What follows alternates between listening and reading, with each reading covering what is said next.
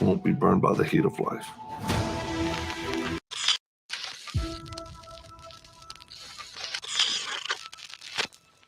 My stepfather used to hold my mom at gunpoint. He'd just sit in a chair and he'd hold a pistol at her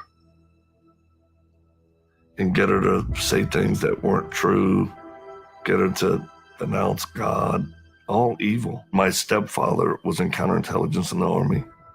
I never forget the first time someone asked me after doing the gun disarm, what motivated you to get that fast?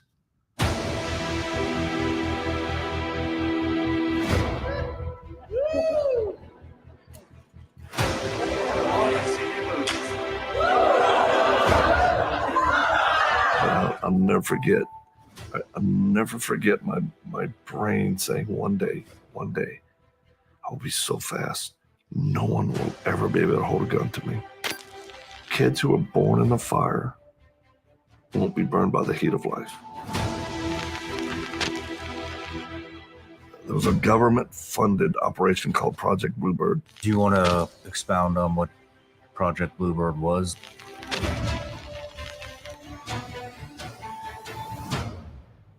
He put me in a vehicle and drove me to an abandoned house. There was electricity to it because there was a light hanging down. When we walked in, there was another fella. There was a hole cut through the wood floor and then a dirt hole. I was 7 years old. People who don't understand it, you don't run, you don't tell. And I'm looking at the hole, and trust me, enough stuff had happened where I thought, well, this is the day he's just gonna kill me.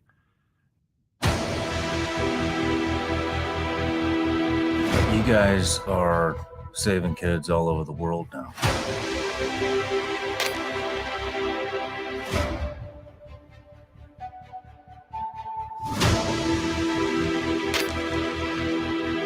Over 100 missions complete. With trauma care or help, over 45,000 women and children. Wow. Yeah. Wow. And right into ISIS confinement camps. What kind of stuff is happening with these kids? Everything from they're hiding with their parents and their parents are murdered to they've been abducted by ISIS. Bad things happen.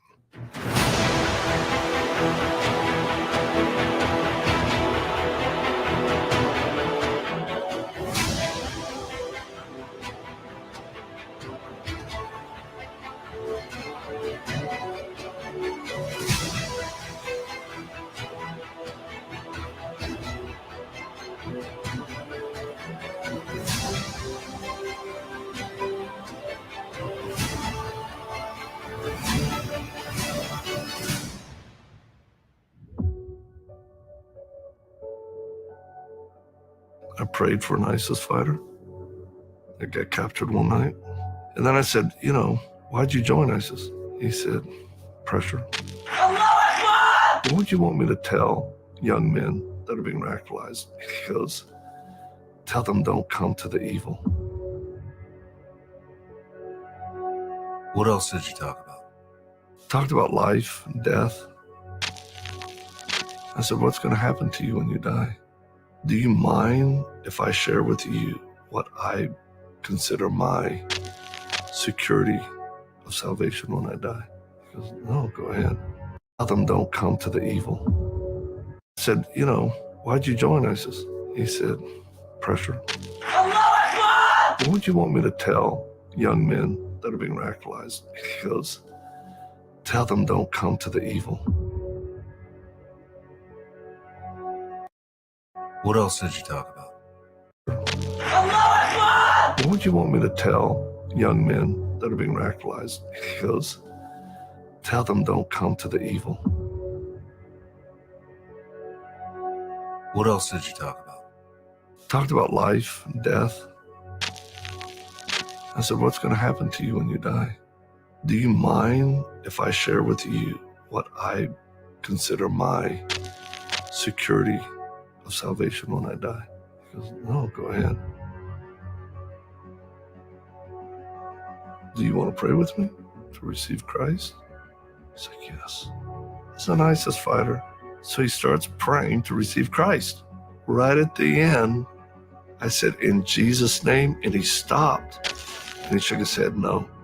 And I literally saw evil come upon this man. And just like that, he broke out of his hand ties. Do you know what just happened? He was like embarrassed. Yeah, I said, that's not human. Why is she such a target? Why is she so important to them? They brainwashed her so good. She's recruiting girls to be Suicide bombers. yeah.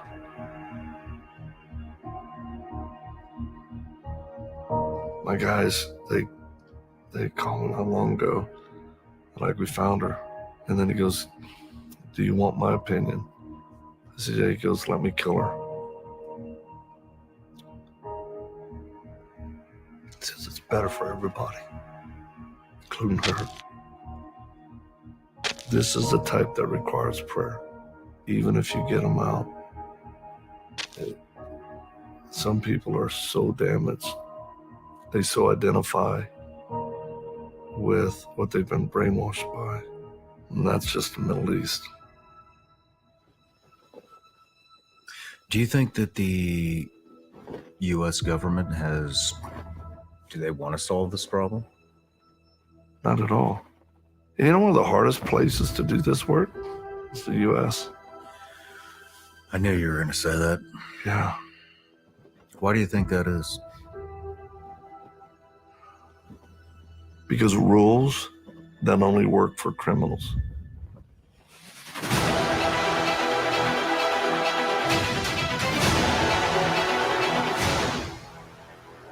Victor Marx, welcome to the show, man. Great to be here.